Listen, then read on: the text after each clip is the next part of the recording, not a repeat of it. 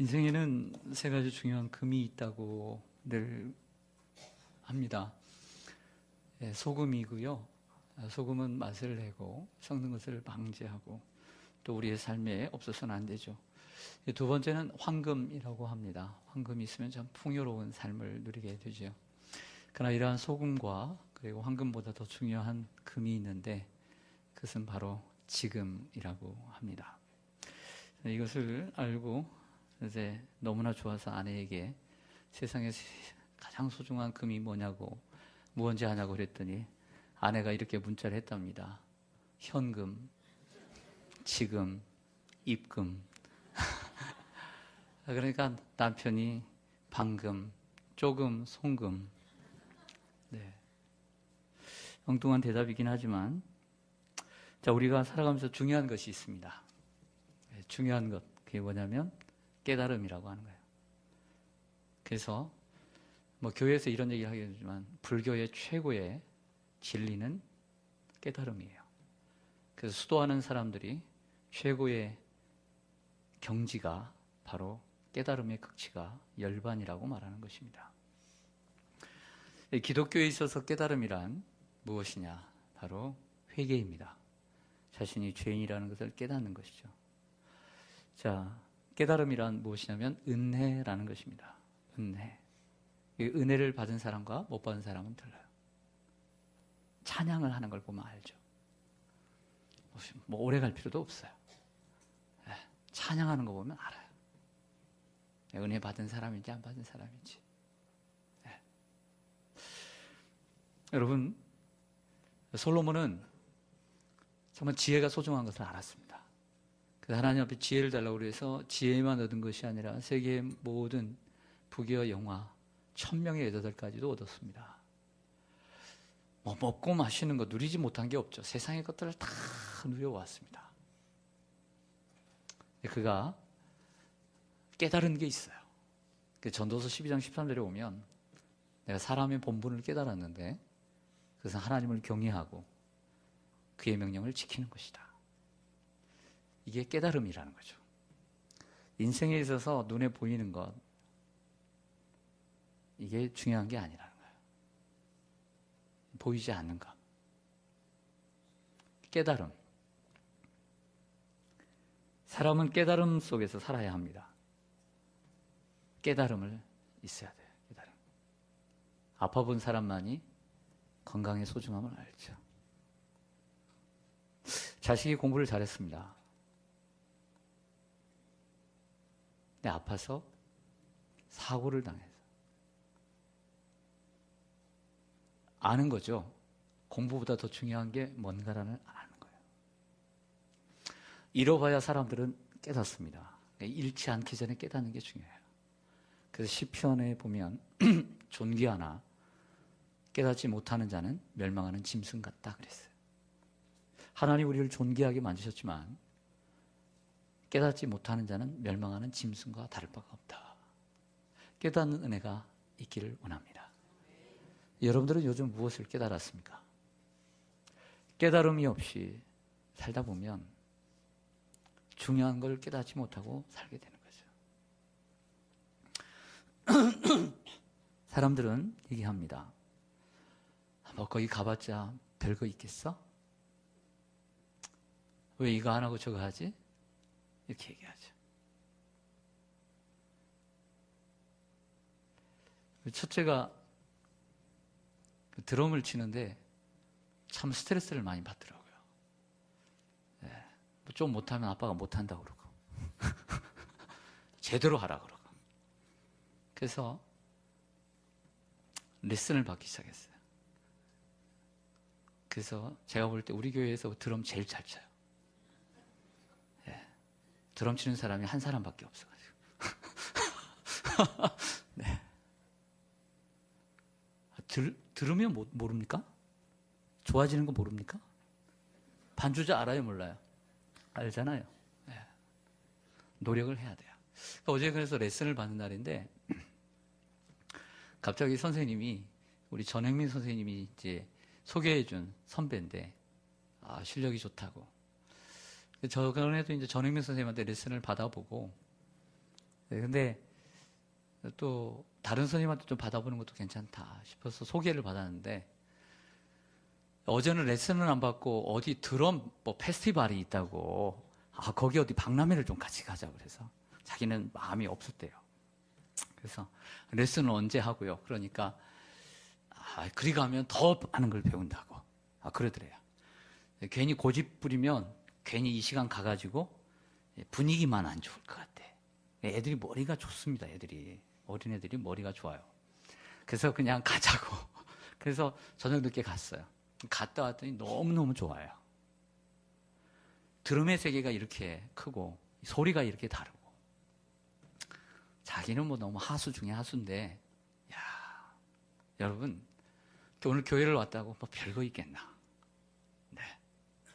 근데 사람이 배우지 않으면 발전이 없고 깨달음이 없고, 보는 것이 없으면 깨달음이 없고, 드라마만 많이 보지 마시고, 그렇다고 해서 그러나 드라마를 보시되 좀 깨달음은 지혜를 가지고 보시기를 바랍니다. 그럼 배울 게 있겠죠. 우리가 신앙생활하면서 소중한 것을 또 깨달아 가야 되지 않겠어요? 전에 소중하다고 생각됐던 것들이 있는데, 다람쥐 쳇바퀴돌도 살다 보니까 뭐가 소중한지도 모르고 살 때가 많잖아요.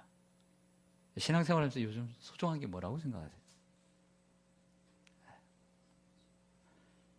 저희가 깨달은 소중한 것을 오늘 말씀드리려고 합니다. 그건 성령입니다. 기독교의 절기에는 현대력을 보면 예수님의 성탄절, 그리고 예수님의 십자가와 부활한 부활절, 그리고 맥주감사절이나 추수감사절, 감사절, 이렇게 세 개로 나누죠. 그러나 교회력에 있어서 이것보다 더 중요한 것이 있습니다. 그것은 바로 성령 강림절이죠. 성령 강림절은 1년의 절반을 차지합니다. 다른 것보다도 많아요. 성령이 임하지 않으면 예수님의 탄생을 어떻게 믿겠어요? 성령이 임하지 않으면 예수님의 십자가 부활을 이 머리로는 알지만 가슴으로 어떻게 믿겠어요? 성령이 임하지 않으면 어떻게 감사할 수 있겠어요? 좋으면 감사하겠죠. 넉넉하면, 출세하면, 합격하면 감사하겠죠. 불합격하면, 오늘 부도나면, 오늘 먹을 것이 없으면 감사하겠어요? 성령이 있어야 감사하죠. 성령이 있어야 되는 거예요. 할렐루야. 성령이 없으면 안 돼요. 성령이. 오늘 성령 강림절이기 때문에 성령을 강조하는 것이 아닙니다. 성령이 중요해요. 자, 오늘 이 한 가지를 여러분들이 좀 깨닫고 가셨으면 좋겠습니다. 그런 바람을 가지고 오늘 설교를 할까 합니다. 믿음은 지식이 아닙니다. 필요 없는 지식, 내 신앙을 망가뜨리는 지식이라고 한다면 다 버리는 게 좋습니다. 아예 한 가지 아는 것부터 시작을 하는 것이 좋은 것이죠. 어중이 때중이 영어를 아는 것보다 기초적으로 바른 영어를 아는 것이 바른 것처럼, 신앙도 내가 모태신앙이고 여러 해 신앙생활을 했다고 아는 것이 중요한 게 아니에요. 지식이 중요한 게, 도리어 그 지식은 신앙을 파먹어요. 신앙을 부식시켜요. 건강한 신앙을 파괴해요. 도리어 모르는 게 나아요. 처음부터 시작하는 게 나은 거죠. 신앙이란 인식이 아닙니다. 신앙이란 순종입니다. 세상 사람들은 보이는 것을 좋아합니다. 보이는 것에 특별한 힘이 있다고 생각하죠. 야, 저 사람 대단하고 많이 가지고 있고 권세가 있구나. 세상의 권세 앞에 사람들은 놀립니다. 그러나 보이는 힘은 별거 아닙니다. 보이는 것은 영원하지 않습니다. 보이는 것은 유한합니다. 창세기 11장에 나오는 바벨탑, 하늘 높은 줄 모르고 쌓았던 그 바벨탑 어디 있습니까? 만리장성 어떻게 됐습니까? 독일의 나치 정권, 히틀러, 그 세계를 제패할 것 같던 공산주의 어디가 있습니까? 보이는 힘은 유한해요. 보이는 것은 다 영원하지 못해요. 별거 아니에요. 더 정말 중요한 힘은 보이지 않는 거예요. 성령이에요. 기독교 이 역사, 2000년 역사 가운데 로마 제국으로부터 시작해서 기독교를 말살하고 없애려고 얼마나 노력을 했습니까? 하지만 교회가 사라졌습니까? 도리어 더 핍박하는 곳에 교회는 세워지고 일어난 줄로 믿습니다. 우리 교회 하나 없어도 하나님의 나라는 세워집니다. 여러분 나 하나 없으면 하나님이 손해일 거야. 웃기는 소리예요, 그거. 우리 시온산 교회 없어도 하나님의 교회는 날마다 부흥합니다. 할렐루야. 다만 하나님 우리 교회를 써주세요. 하나님 기뻐하시는 교회가 되게 해주세요. 기도해야 돼요. 나 한 사람 없어도, 이 조목사 한 사람 없어도 하나님은 거뜬히 일하세요. 다만 내가 불쌍하잖아요. 하나님 나를 써주세요. 써주시는 게 감사한 거죠. 그렇게 살아야죠. 할렐루야. 하나님 뭐 부족한 거 있는 줄 아세요? 하나님 우리가 헌금 많이 드리면 하나님 호주머니 속에 들어가서 좋아하실 것 같아서. 하나님 그거 필요 없어요. 하나님 마음을 원하시는 거죠. 성경의 모든 역사는 성령의 역사입니다. 천지 창조 때부터도 흑암이 깊음 위에 있고 공허해도 성령이 운행하심으로 성령이 함께 세상을 창조하셨죠. 하나님이 쓰시는 사람들 모두 성령의 사람들이었습니다. 성령의 사람만이 하나님 앞에 붙들려 살았죠. 돈 있는 사람, 지혜가 있는 사람 쓰신 것이 아니라 성령의 사람. 구약에도 성령이 있었고 하나님의 영이 임했습니다. 사울왕 사무엘상 9장에 보면 그가 나라의 어려움 소식을 들었습니다. 하나님의 영이 임했어요. 영이 임하니까 자기가 끌고 있는 소를 2마리를 잡아서 찢어가지고 편지를 써서 보냈습니다. 우리 민족이 이처럼 고통당하고 있습니다. 나와 함께 일어나 싸우십시다. 그러니까 그렇게 해서 왕이 됐어요. 하나님의 영이 임하면 되는 거예요. 그때 힘이 없는 사람이 있겠어요? 힘이 있겠죠. 하나님의 사람은 성령을 받은 사람이고 성령의 인도함을 받는 사람인 줄로 믿습니다.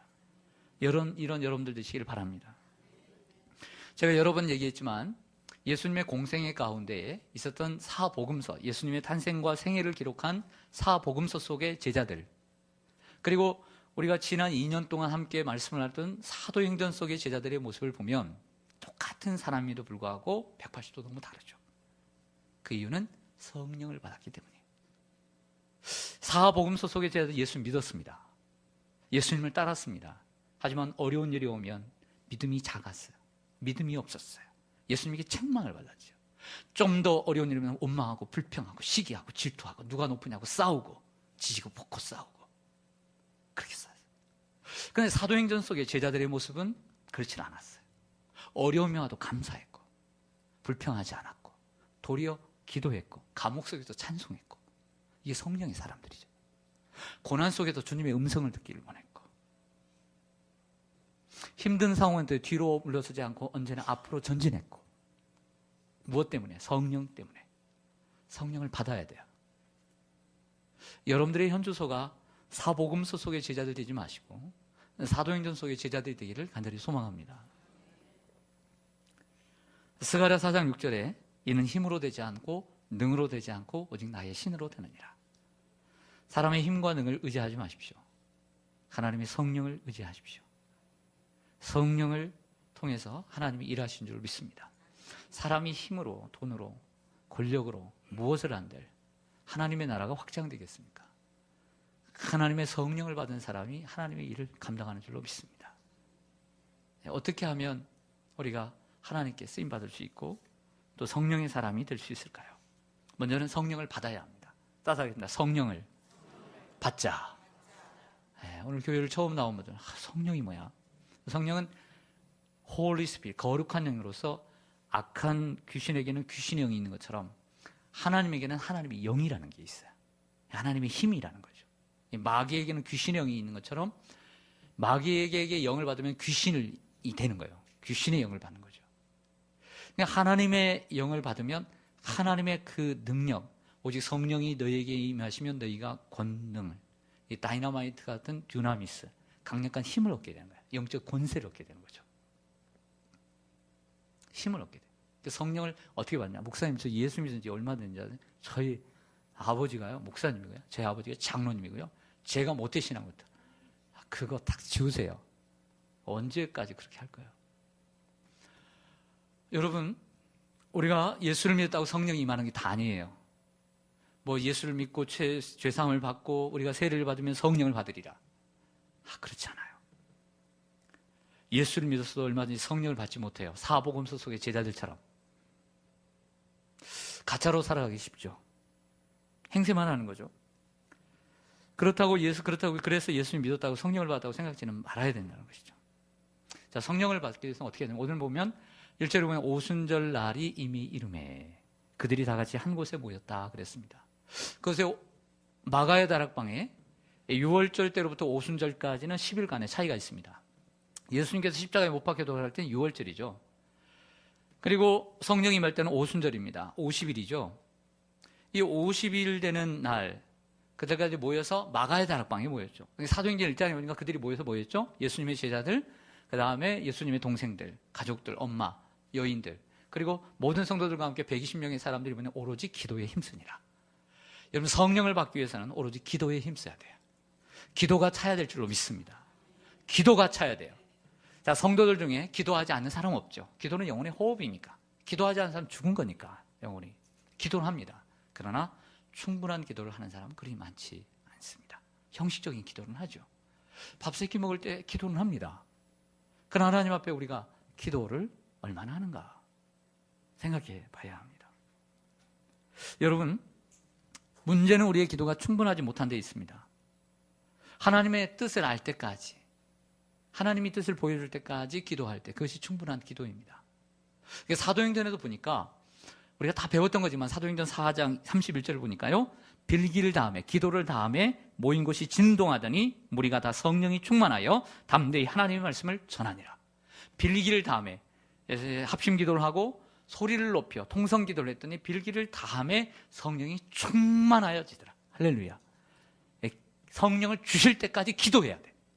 성령을 주실 때까지 기도해야 돼. 성령을 주실 때까지 기도해야 돼. 누가복음 11장 9절 이하에 보니까 구하는 이마다 받을 것이요 찾는 이가 찾을 것이요 두드리는 이에게 열릴 것이니라. 너희 중에 아비 된 자로서 누가 아들이 생선을 달라 하는데 생선 대신에 뱀을 주며 아래를 달라 하는데 전갈을 줄 자가 있겠느냐. 너희가 악할지라도 좋은 것을 자식에게 줄 줄 알거든 하물며 너희 하늘의 아버지께서 구하는 자에게 성령을 주시지 않겠느냐.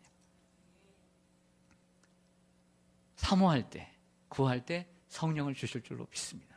저 어릴 때 정말 그 시골의 목사님이 하나님을 구하라, 기도를 할 때도 하나님을 구하라, 하나님을 계속 구했어요. 주실 때까지 구했어요. 열심히 기도했더니 성령이 임하더라고요. 할렐루야.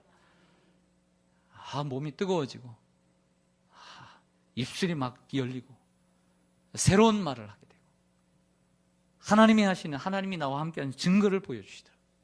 기도를 하니까, 사모하니까. 하나님은 사랑의 하나님이세요. 하나님은 주시고자 하시는 분이세요. 뭐 인색하신 분이 아니에요. 조금이라도 좀 보이면 주시려고 하시는 분. 인색한 분이 아니에요. 우리가 인색하게 살 때가 많잖아요. 아마 줄 수 있는 것도 못 주고, 들어다 줄 수 있는 것도 안 들어주고, 좀 같이 도와줄 수 있는 것도 안 도와주고, 인색한 거죠. 근데 하나님은 조금만 있어도 보이기만 해도 주고 싶은 분, 함께 하고 싶은 분이에요. 무거운 거 있으면 들어주고 싶은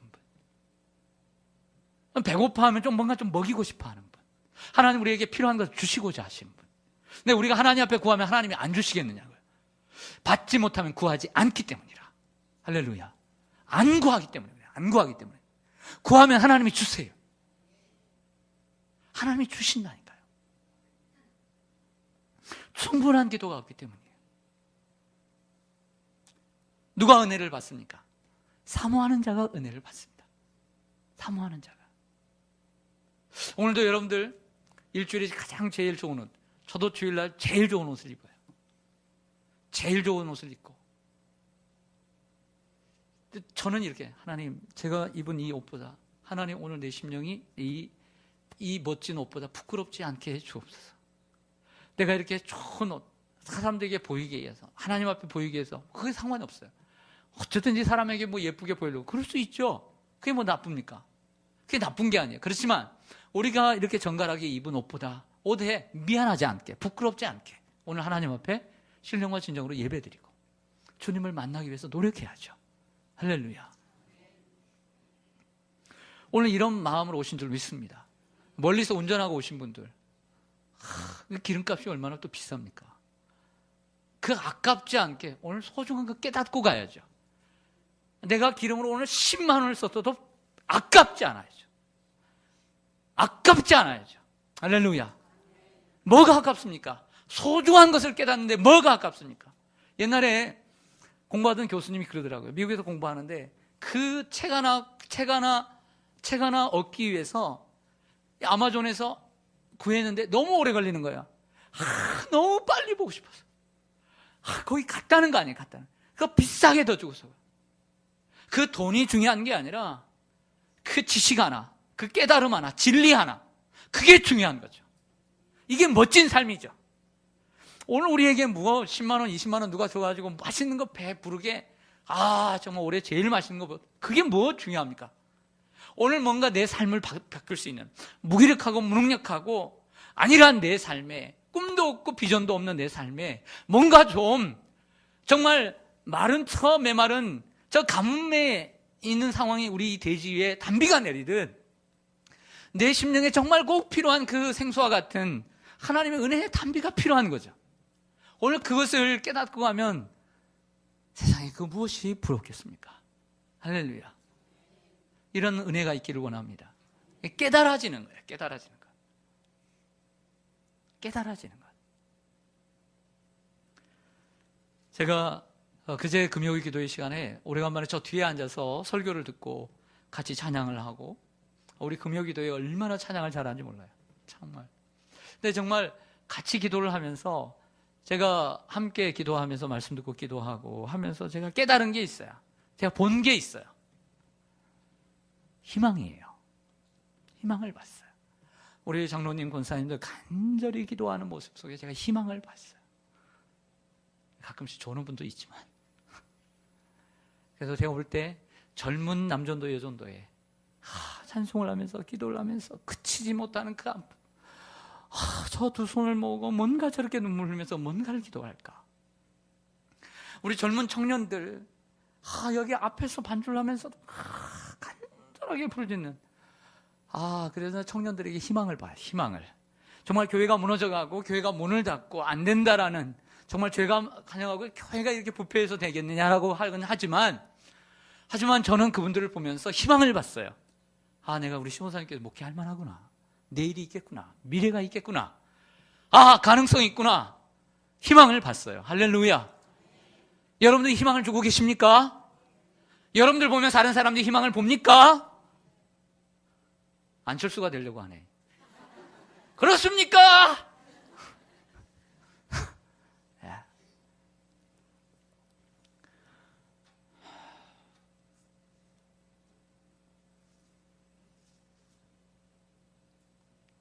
여러분들을 보고 희망을 보는 사람, 희망을 봐야죠.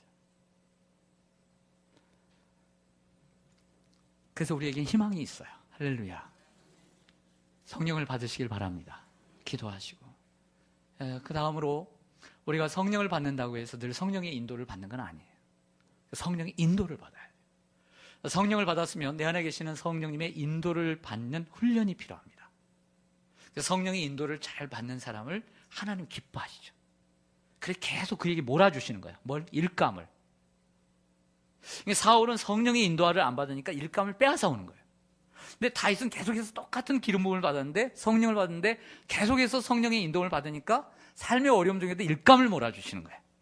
사람을 몰아주시고 참된, 눈에 보이지 않는 참된 축복을 불어넣어 주시고 나중에는 큰 눈에 보이는 축복도 몰아주시죠. 할렐루야. 하나님이 어떤 사람을 기뻐하시느냐? 하나님의 인도를 받는, 성령의 인도를 받는 사람을 기뻐하세요. 고난 속에서도 계속해서 성령의 인도를 받죠. 예수님은 성령으로 잉태되었고 성령으로 세례를 받았고 성령의 이끌림을 받아 광야에 나가서 40일을 금식을 하셨습니다. 그리고 모든 사역이 성령의 이끌림을 받았죠. 요셉은 성령의 이끌려 꿈을 꾸었습니다. 마리아는 성령으로 잉태되었습니다. 우리가 잘 아는 빌립 집사는 사마리아에서 성령의 이끌림을 받았어요. 그 성령의 이끌림을 받아서 가니까 에디오피아 내시를 만나게 되어서 전도는 성령의 이끌림을 받는 거예요. 그러니까 내 힘으로 하는 것이 아니라 성령의 이끌림이니까 전도가 쉽다라는 얘기를 하는 거죠. 성령의 이끌림을 받는 거예요. 내가 하는 것이 아니라. 사도 바울은 아시아를 도는데 성령이 아시아에서 복음 전하는 것을 막으십니다. 유럽으로 인도하시죠. 성령의 이끌림을 받는 거예요. 성령의 사역은 선교의 사역이고 선교의 사역은 성령의 사역이에요. 오늘도 우리가 주님의 사역할 때 성령의 이끌림을 받아야 될 줄 믿습니다. 어디를 가야 될지, 어디로 이사해야 될지, 뭘 해야 될지 성령의 인도함을 받기를 바랍니다. 사랑하는 여러분, 그 신학대학원 2학년 때 그 개척을 하시는 목사님 이야기를 들었습니다. 교회가 너무 부흥하는 거예요. 근데 군대를 안 갔어요. 공군 군목으로 부산에 가게 됐는데 그 교회를 몇백 명 된 교회를 다른 목사님에게 딱 넘기고 깨끗하게 손 털고 군대를 갔대요. 군대 가서 너무 목회를 잘하는 거예요. 당연히 잘하겠죠. 근데 이 전역을 하려고 딱 하니까 5교회에서 청빙이 오더래요. 중현교회 김창인 목사님으로 또 부목으로 오라. 그리고 다른 기존 교회에서 담임 목사로 오라. 그러니까 한 곳이 오라고 하면, 한 곳에서 오라고 하면 쉬울 텐데 많은 곳에서 오라니까 고민이 되더래요. 어디로 가야 될지. 그래서 하나님 앞에 기도를 했대요. 하나님 어디로 가야 될까요? 하나님 응답이 없더래요. 그래서 이렇게 기도를 했답니다. 하나님, 맨 먼저 연락이 오거나 맨 먼저 찾아오는 곳이 좀 그리 가겠어요. 그래서 연락이 왔대요. 같이 5군데가 아니래요. 새로운 곳에서 왔는데 개척하자고 연락이 왔대요. 개척해봤잖아요. 얼마나 어려운 거 알잖아요. 그래서 하나님, 이건 아니잖아요. 근데 하나님께서 그렇게 일주일 동안 시간을 좀 달라고 그랬더니 하나님께서 계속 보여주시는데, 자기는 서울 사람인데 부산에서 그 군대에 있었는데 부산에서 개척을 하자고. 또 부산이 얼마나 또 개척이 안 됩니까? 제일 그 복음화율이 낮은 곳이잖아요. 어떻게 하나? 하나님께서 기도하면 할수록 환상을 보여주시는데 수천 명이 모여들어요. 그래서 순종하며 갔답니다. 뭐 그것 때문에 갔는지 잘 모르겠는데, 그 목사님이 정필도 목사님이고 부산의 제일 큰 수영육교회. 지금은 은퇴를 하셨는데 성령의 인도함을 받으면 사는 줄로 믿습니다. 성령의 인도를 받아요. 성령의 인도를. 아무리 우리가 노력하면 뭐합니까? 성령의 인도함을 받지 않으면 아무 소용이 없습니다. 우리의 지식으로, 우리의 능력으로 뭘 하면 얼마나 하겠습니까? 네? 저와 여러분이나 뭘 얼마나 하겠습니까? 솔직히 까놓고 얘기해 봅시다. 우리 성가대 여러분 얼마나 하겠어요? 그러나 하나님이 여러분을 사용하시면 하십니다. 성령이 하시게 하죠. 성령이. 우리 교회도 하나님 성령이 하시기를 원합니다. 또한 우리는 성령의 충만함을 받아야 합니다. 성령을 받았습니다. 성령의 인도함을 받아야 합니다. 그런데 성령의 충만함을 받아야 됩니다. 왜 성령의 충만함을 받아야 되냐면, 우리가 성령을 한번 받았다고 해서 성령이 늘 충만합니까? 우리가 너무 잘 알잖아요. 우리 서로 인사하겠습니다. 우리 잘 알죠? 해보세요. 시작. 우리 너무 잘 알죠? 네. 여러분 너무 잘 아시죠? 성령을 한번 받았다고 해서 충만했다고 해서 충만한 게 아니라 지금 바닥치는 분도 계시고 충만한 분도 계시고, 성령은 항상 충만하지 않는 것을 너무나 잘 아시죠? 네. 그래서 사도 바울이 뭐라고 얘기하냐면, 술 취하지 말라. 이는 방탕한 것이니 오직 성령의 충만함을 받아라.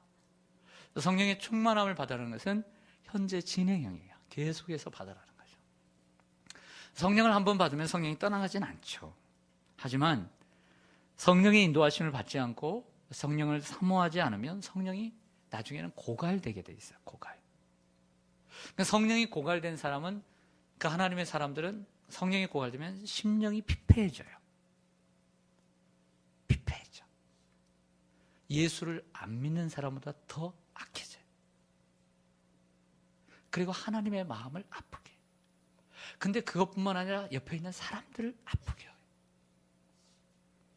성령이 탄식하세요. 자, 이런 대표적인 사람이 앞에도 말씀드린 사울이에요. 사울은 성령이 충만했어요.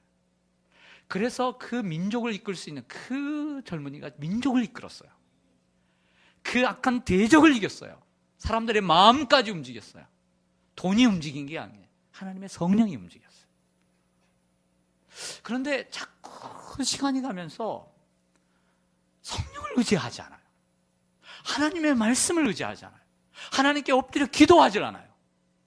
자꾸 세상 생각을 해요. 사람이 살아가면서 문제 없는 사람 있을까요? 저렇게 성공한 사람, 훌륭한 사람은 문제 없어서 저렇게 성공한 것일까요? 아니에요. 성공을 한 사람은, 훌륭하게 된 것은 어려움을 잘 이긴 사람들이죠. 사울은 그러지 못했어요. 문제가 있을 때마다 하나님을 의지하기 신접한 여인을 따라갔어요.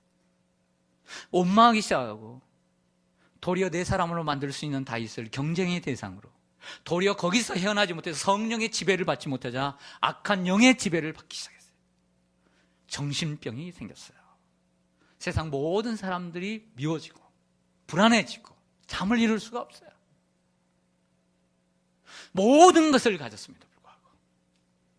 여러분들이 세상의 모든 것을 가졌다고 자만하지 마세요. 그보다 더 중요한 것은 성령이에요. 할렐루야. 성령이 있으면 다시 회복할 수 있어요. 히브리서 6장 4절 이하에 보니까요, 한 번 빛을 받고 하늘의 은사를 맛보고 성령에 참여한 바 되고 하나님의 선한 말씀과 내세의 능력을 맛보고도 타락한 자들은 다시 새롭게 하여 회개할 수 없다라고 얘기를 말씀하세요. 사울은 다시 회개할 수 없었어요. 회개의 기회를 여러 번 주셨죠. 많이 주셨어요. 그러나 하나님께 돌아오지 않아요. 결국에 하나님 완전히 버리셨어요. 여러분, 우리에게도 처음에 첫사랑이 있고 주님을 믿는 그 뜨거운 마음이 있어요. 그러나 세상의 세파 속에서 여러 가지 환경, 여러 가지 어려운 고난과 그 아픔 속에서 세상에 떼묻고 세상의 죄에 물들어서 결국엔 살다가 하나님께서 그때그때마다 기회를 주시는데도 그 기회를 사지 못하고 놓치는 사람들이 있어요. 결국에는 하나님의 버림을 받아요. 무서운 겁니다. 길이 있어요. 길이 있어요. 낙심치 말아야 돼요. 신앙생활을 하면서도 믿음을 다 잃어버린 사람들이 있어요. 은혜를 다 쏟아버린 사람들이 있어요. 성령을 다 소멸시킨 사람들이 있습니다. 우리가 하나님께 쓰임받기 위해서는 성령의 충만함을 입어야 될 줄로 믿습니다. 아무리 좋은 차도 기름이 있어야죠. 기름이 있어야 1m라도 가죠. 기름이 없으면 소리가 납니다. 원망의 소리, 불평의 소리. 그러나 성령 충만을 받으면 감사의 소리가 납니다. 원망 불평하는 사람은 내가 성령 충만하지 못해요. 티내는 거죠. 아주 티를 팍팍 내고 다니죠. 내가 지금 성령 충만하지 못하다고. 성경에 보면 성령 충만한 사람 치고 감사가 없는 사람이 어디 있어요? 다윗을 보세요. 요셉을 보세요. 지난주에도 하나님의 함께 하심으로, 요셉과 함께 하심으로 범사에 형통케 하셨더라. 바울을 보세요. 성령 충만하죠. 원망할 수 있고 불평할 수 있죠. 그러나 감사하잖아요.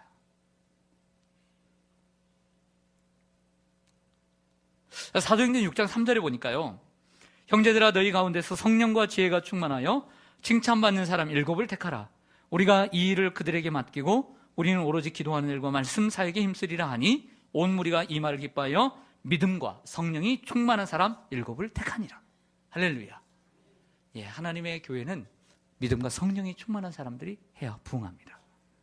사도행전 11장 24절에 보니까 바나바는 착한 사람이요 성령과 믿음이 충만한 사람이라. 이에 큰 무리가 죽게 더하여 지더라. 목회자도 성령과 믿음이 충만한 목회자가 있을 때 그 교회가 부흥하는 거예요. 할렐루야. 성령은 뭐가 같냐면 술과 같다고 성경은 말합니다. 그래서 술 취하지 말라 그래요. 또 오늘 사도행전 2장 13절에 보니까 이 사람들이 성령을 받고 바람과 같은 불과 같은 성령을 받고 다른 언어로, 다른 나라 말로 방언하는 것, 언어가 입에서 다른 언어로 말하는 걸 보고 뭐라고 했냐면 새 술에 취했다 이렇게 했어요. 분명히 술이라고 얘기했어요. 그러니까 술을 저는 많이 마셔봤으면 여러분들 리얼하게 얘기할 텐데 한 2-3번밖에 안 먹어봐가지고 많이 먹어봤죠? 그래서 먹어봤는데 술에 약해서 그런지 정신이 나가더라고요. 근데 조금씩 먹어봐가지고 좀 취해봤어야 되는데, 그런데 항상 우리 아버님이 술을 자주 드셔가지고 술 취한 사람은 진절머리 나게 아주 옆에 있는 사람들 많이 봐가지고, 그래도 내가 안 먹어봐서 다 알아요. 다 알아. 평소에 얌전하던 분이 이렇게 말씀을 잘하고 막 때로는 화를 내고요. 네. 마찬가지로 우리가 성령에 취하면 달라집니다. 할렐루야. 여러분들, 귀신의 영, 마귀의 영인 귀신을 받으면, 옛날에는 저희 동네에 정말 그 귀신 들린 누나들도 많았고요. 저희 옆집에 귀신 들려가지고 옆집 사는데 문을 그냥 그렇게 꼭꼭 닫아놓고 그냥 일을 하는데 몇 날 며칠, 몇 달 동안 그냥 안에서 그런 사람도 제가 봤어요. 이 귀신 대단합니다. 이 귀신이 들면 뭐가 달라지냐면 눈이 달라져요. 눈이 싸나워져요. 그래서 목사님, 귀신이 든 것 같은데 와서 기도해 주세요. 저도 겁이 나서 기도하가지고 힘주세요. 그리고 좀 영빨이 센 교육자들을 데리고 가죠. 예, 영빨이 안 세면 그 사람에게 귀신 들어가니까 안 데리고 가요. 영빨이 센 사람들만 데리고 가요. 그리고 때로는 좀 힘이 있는 사람, 붙잡을 수 있는 사람. 그리고 가서 먼저 이제 눈을 쳐다보죠. 눈을 딱 쳐다보면 피하죠. 피하는 사람. 일단 귀신이 나한테 일단 지는 거야, 이제. 만약에 제가 눈에 딱 치면, 눈싸움이 치면 제가 지는 거예요. 귀신의 행위 들면 눈이 달라져요. 그리고 얼굴이 달라져요. 얼굴이 싸나워져. 그 예쁜 사람도 얼굴이 달라져요. 흉해지고. 생각을 지배하기 때문에, 영이.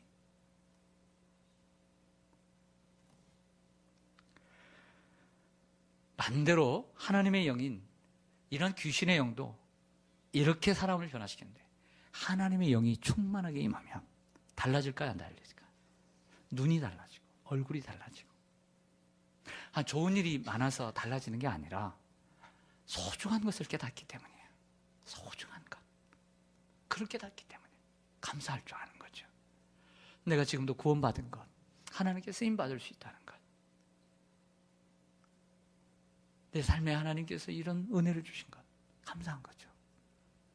그리고 오늘 언어가 달라진 것처럼 성령의 충만함을 받으면 말이 달라져요. 할렐루야. 말하는 거 보면 성령 충만 받았는지 바닥인지를 다 알아요. 얼굴 보면 알고 말하는 거 보면 알아요. 말이 달라지잖아요. 성령이 이끄시잖아요. 말이 달라지잖아요. 사람들 이롭게 하시잖아요. 여러분, 성령이 충만하시길 바랍니다. 성령이 충만하시길 바랍니다. 세상이 그 어떤 것보다 중요한 건 성령의 충만을 받아야 돼요. 예수를 믿으십시오. 예수를 구주로 영접하십시오. 여러분 인생이 달라질 것입니다. 세상에 눈에 보이는 것만 보고 달려가지 마십시오. 성령의 충만함을 잊기 위해 내일부터라도 기도의 자리로 나오십시오. 말씀 앞에 서시기를 바랍니다. 은혜의 자리에 나오시기를 바랍니다. 기도하겠습니다.